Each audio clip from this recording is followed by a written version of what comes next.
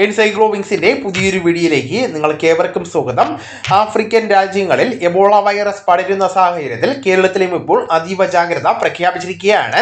Democratic republic of കോങ്കോയിൽ രോഗം പടരുന്നതിനാലാണ് ആരോഗ്യ വകുപ്പ് ഈ മുൻകരുതൽ എടുത്തിരിക്കുന്നത്.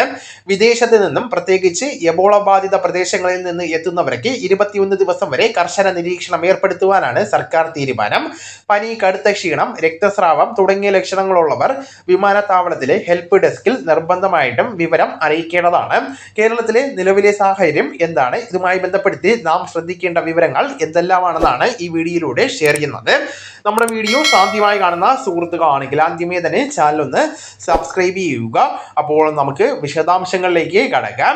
വിവിധ ആഫ്രിക്കൻ രാജ്യങ്ങളിൽ എബോള രോഗബാധ പടരുന്ന സാഹചര്യത്തിൽ കേരളത്തിൽ അതീവ ജാഗ്രത പ്രഖ്യാപിച്ചിരിക്കുകയാണ് സംസ്ഥാന ആരോഗ്യ വകുപ്പ്.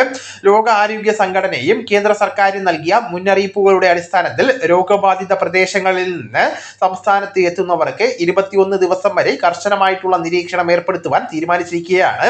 കൊച്ചിൻ വിമാനത്താവളത്തിൽ മുൻകരുതൽ നടപടികൾ ശക്തമാക്കിയിരിക്കുകയാണ്. കോങ്കോ, ഉഗാണ്ട, സൗത്ത് സുഡാൻ തുടങ്ങിയ രാജ്യങ്ങളിൽ നിന്ന് എത്തുന്ന യാത്രക്കാർക്ക് പ്രത്യേകം നിരീക്ഷണം ഏർപ്പെടുത്തുന്നതാണ്.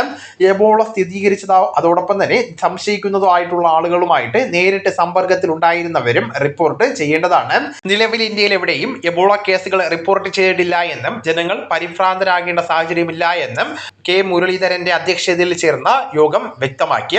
എബോള ബാധിത രാജ്യങ്ങളായിട്ടുള്ള democratic republic of Congo, Uganda, south Sudan എന്നിവിടങ്ങളിൽ നിന്ന് വരുന്ന യാത്രക്കാർ പ്രത്യേക മാർഗനിർദ്ദേശങ്ങൾ പാലിക്കണമെന്ന് അധികൃതർ വ്യക്തമാക്കിയിരിക്കുകയാണ്.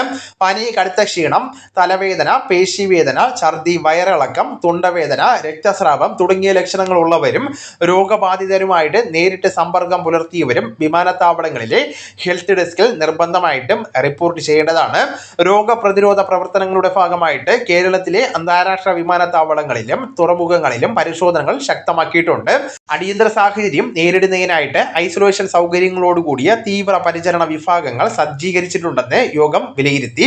ആരോഗ്യ പ്രവർത്തകർക്ക് ആവശ്യമായിട്ടുള്ള PPE കിറ്റുകൾ ഉറപ്പാക്കുവാനും അണുബാധ നിയന്ത്രണ പ്രോട്ടോകോളുകളിൽ പ്രത്യേകം പരിശീലനം നൽകുവാനും മന്ത്രി കെ മുരളീധരൻ നിർദ്ദേശം നൽകിയിരിക്കുകയാണ്.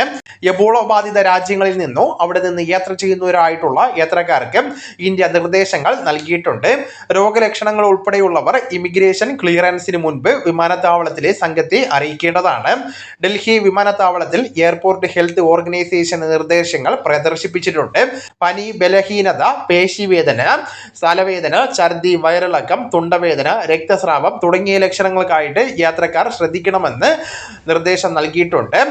എബോള സംശയിക്കപ്പെടുന്നതോ സ്ഥിരീകരിച്ചതായിട്ടുള്ള രോഗിയുടെ രക്തസ്രാവമോ ശരീരദ്രവങ്ങളോ ആയിട്ട് നേരിട്ട് സമ്പർക്കം പുലർത്തിയ യാത്രക്കാർ ഉടൻ തന്നെ വിമാനത്താവളത്തിലെ ആരോഗ്യ ഓഫീസറെയോ ആരോഗ്യ ഡെസ്കിനെയോ അറിയിക്കണമെന്നും വ്യക്തമാക്കിയിട്ടുണ്ട്.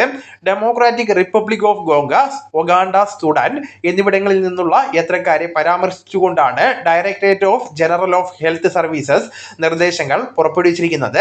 ഈ രാജ്യങ്ങളെ രോഗാരോഗ്യ സംഘടന ഉയർന്ന അപകട സാധ്യത രാജ്യങ്ങളായിട്ട് തരംതിരിച്ചിരിക്കുകയാണ്. അപ്പോൾ ഈ വിവരങ്ങൾ നിങ്ങളുടെ സുഹൃത്തുക്കളിലേക്കും മറ്റു ഗ്രൂപ്പുകളിലേക്കും കൂടെ ഷെയർ ചെയ്യുക. നമുക്ക് തുടർന്നും വിജ്ഞാനപരമായിട്ടുള്ള മറ്റു വീഡിയോസും ആനുകാലിക വിവരങ്ങളുമായിട്ട് വീണ്ടും കാണാം. അതുവരെ ഗുഡ് ബൈ.